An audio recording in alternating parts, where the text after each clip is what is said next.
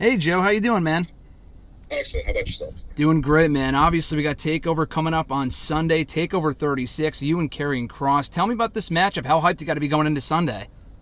Very, very exciting. Obviously, it's been a little bit of time for me away from the ring, so to be coming back is very, very exciting for me. And my opponent, Karrion Kross, very domineering, very powerful and violent individual, and I look forward to subduing him thusly and becoming the new NXT champion. And obviously, you're someone that's been in NXT quite a few times before. When it comes to like these takeovers, you're a veteran having to these takeovers. Having been on just a number of them during your initial run with NXT, is it when you go to your first takeover in what has it been 4 or 5 years? Is it nervous? Is excitement a little bit of a combination of both going into Sunday? I think for me, a little bit. I think anxious. I think is more, Mm-hmm. appropriate. I mean, nerves not really an issue anymore. The excitement and what the event means obviously is always there. But if anything, I'm more anxious to be back in the ring than nervous. And it's going to be your first televised match on WWE TV in about a year and a half since we last saw you in Raw in early 2020. Any chance, or not chance, but any worry of ring rust, or how's your training going into this match on Sunday?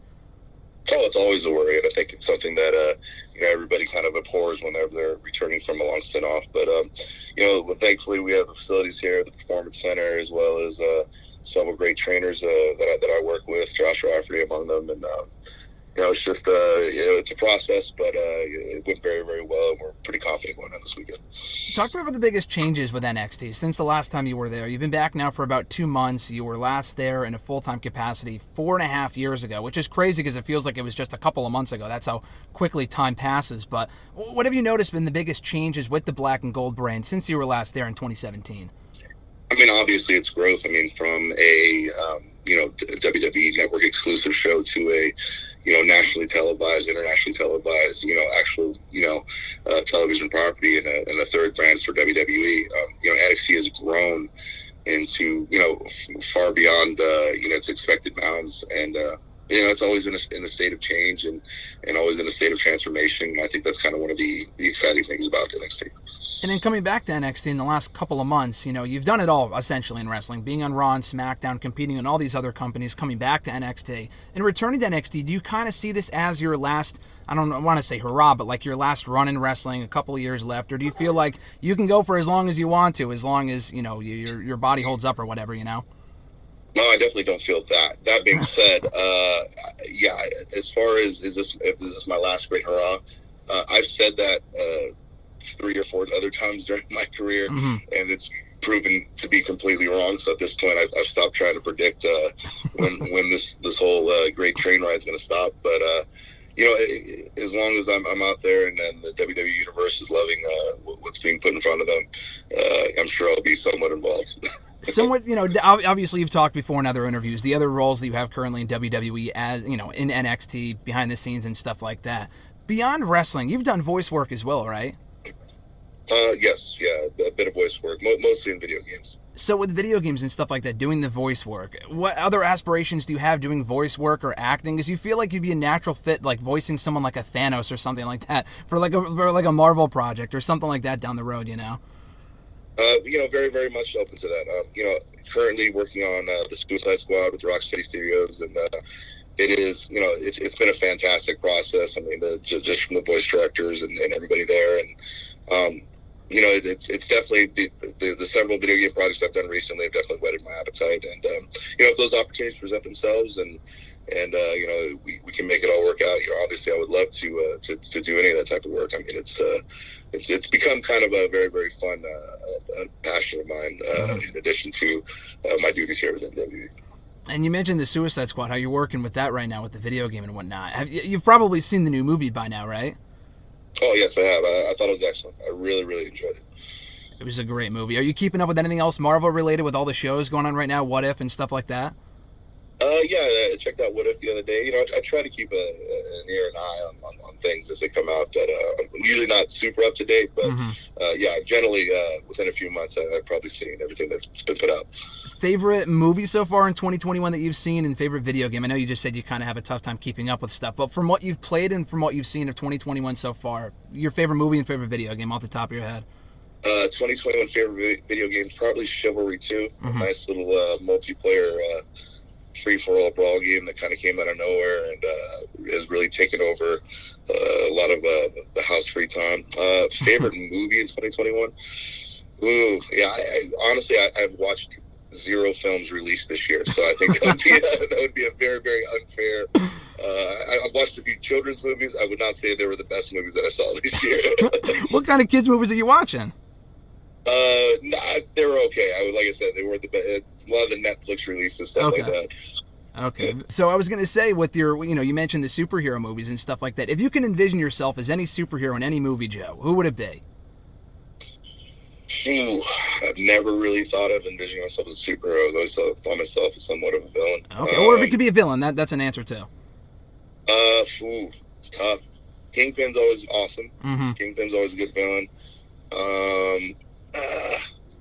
But if I did the superhero route, yeah, it's tough, man. I really don't like any of the superheroes now that I really think about it. Kingpin's a great answer, though.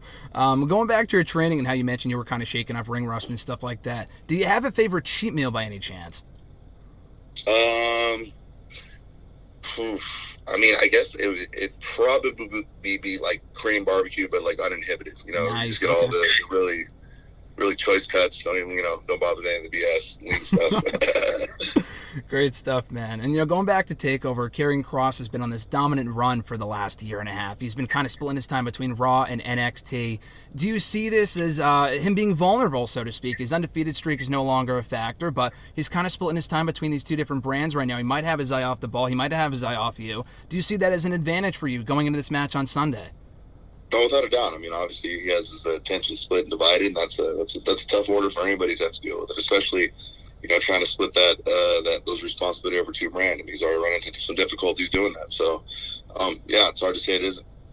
And you win let's say theoretically you win the championship on Sunday from Karrion Kross. Is there any one superstar, and I know you teased possibilities with a variety of stars, whether it be Gargano or Dunn or even Adam Cole, any one superstar that you would love to step up, that you would love to see step up and challenge you for the NXT championship that's on the brand right now?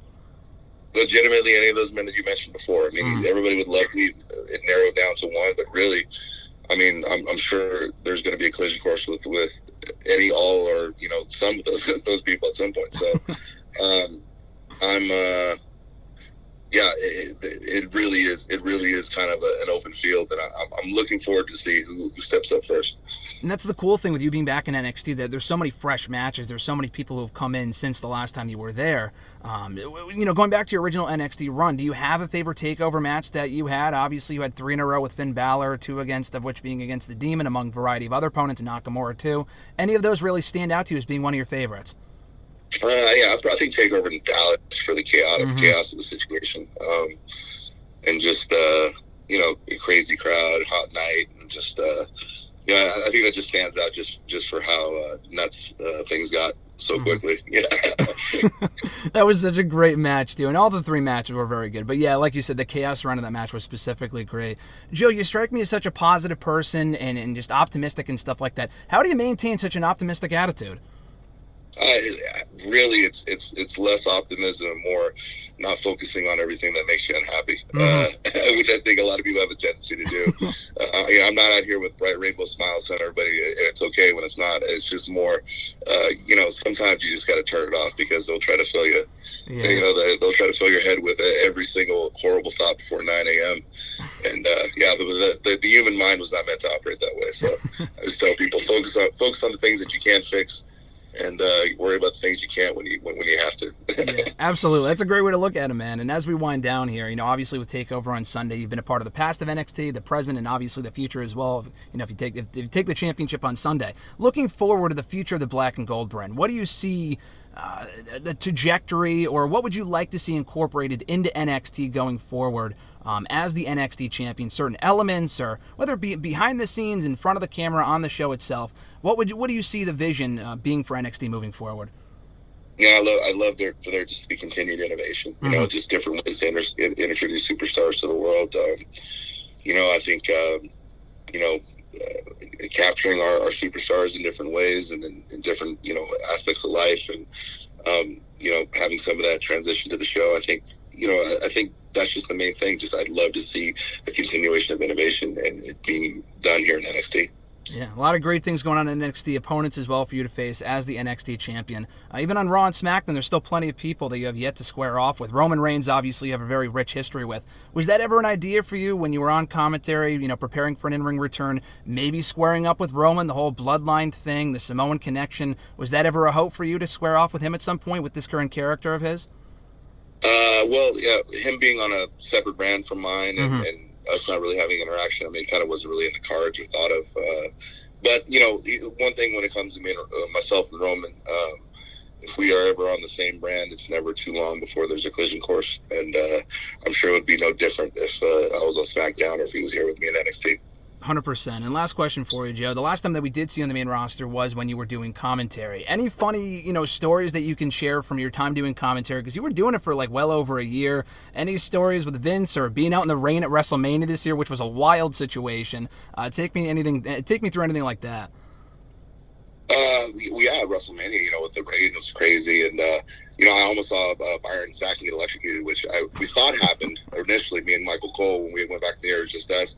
But really, his headset had just went out. We heard the zap, and we saw a little jump on his end, but it was more the sound than the actual shock. So, yeah, I mean, I guess we're thankful it didn't happen, but yeah.